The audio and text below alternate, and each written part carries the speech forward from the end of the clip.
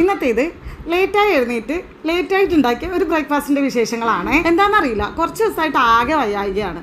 വൈകുന്നേരമൊക്കെ ആയിക്കഴിഞ്ഞാൽ എനിക്ക് ശ്വാസം മുട്ട് തുടങ്ങും കേട്ടോ. ഞങ്ങൾ 4 പേരും ആസ്മ പേഷ്യൻ്റ് ആയതുകൊണ്ട് ശ്വാസമുട്ടിനൊന്നും ഒരു കുറവുമില്ല. പിന്നെ ഇപ്പോൾ കുറച്ച് ദിവസമായിട്ട് ഞാൻ എഴുന്നേറ്റം പാടെ തന്നെ ഈ ഒരു ഡ്രിങ്ക് കുടിക്കാറുണ്ട്.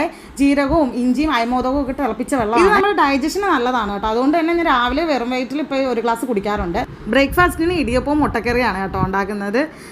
ഇത് കണ്ടില്ലേ, ഇത് ഗ്ലെൻ എന്ന് പറയുന്ന ഒരു കമ്പനിയുടെ എഗ് ബോയിലറാണ്. ഇത് എനിക്ക് ഭയങ്കര യൂസ്ഫുൾ ആണ് കേട്ടോ. പ്രത്യേകിച്ച് നമുക്കിപ്പോൾ ഗ്യാസിൻ്റെ ഷോർട്ടേജ് ഒക്കെ ഉള്ളതുകൊണ്ട് ഇങ്ങനെയുള്ള ഇലക്ട്രോണിക്സ് ഐറ്റംസ് ഒക്കെ ഇപ്പം നമുക്ക് ഭയങ്കരമായിട്ട് യൂസ്ഫുൾ അല്ലേ. ഇത് ഞാൻ ഒത്തിരി നാളായിട്ട് യൂസ് ചെയ്യുന്നതാണ്. നല്ലൊരു പ്രോഡക്റ്റ് ആണ് കേട്ടോ. പിന്നെ രാവിലെ മുട്ടക്കറി മാത്രമേ ഉണ്ടാക്കുന്നുള്ളൂ.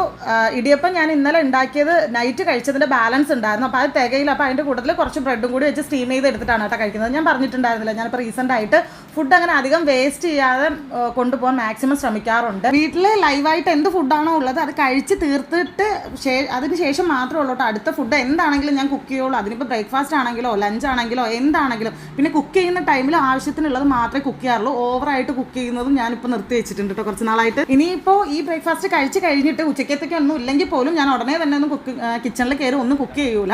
ഒരു 12 മണിയൊക്കെ ആകുമ്പോൾ കയറി എന്തെങ്കിലും ചെറുതായിട്ട് ഉണ്ടാക്കത്തേ ഉള്ളൂ. അതായത് വലിയ രീതിക്ക് കറികളോ അങ്ങനെ ഒന്നും രീതിയിലൊന്നും ഞാൻ ഉണ്ടാക്കൂല. അത് വല്ലപ്പോഴും കൂടി ഉണ്ടാക്കുള്ളൂ.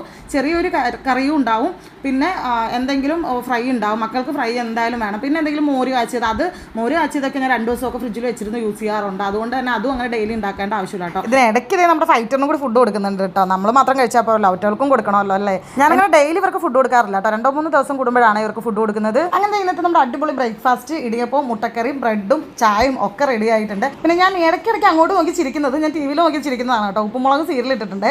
ചില സമയത്ത് കേശുവിൻ്റെ ബാർക്കുട്ടിയുടെ കല്ലുവിൻ്റെ ഒക്കെ സംസാരം കേൾക്കാൻ നല്ല രസമാണല്ലേ, ചിരിച്ചു മരിക്കൂലേ നമ്മൾ. അപ്പോൾ എന്തായാലും ഇന്നത്തെ വിശേഷങ്ങളൊക്കെ ഇത്രയേ ഉള്ളൂ. അടുത്ത വിശേഷമായിട്ട് വീണ്ടും കാണാവേ. ടാറ്റാ.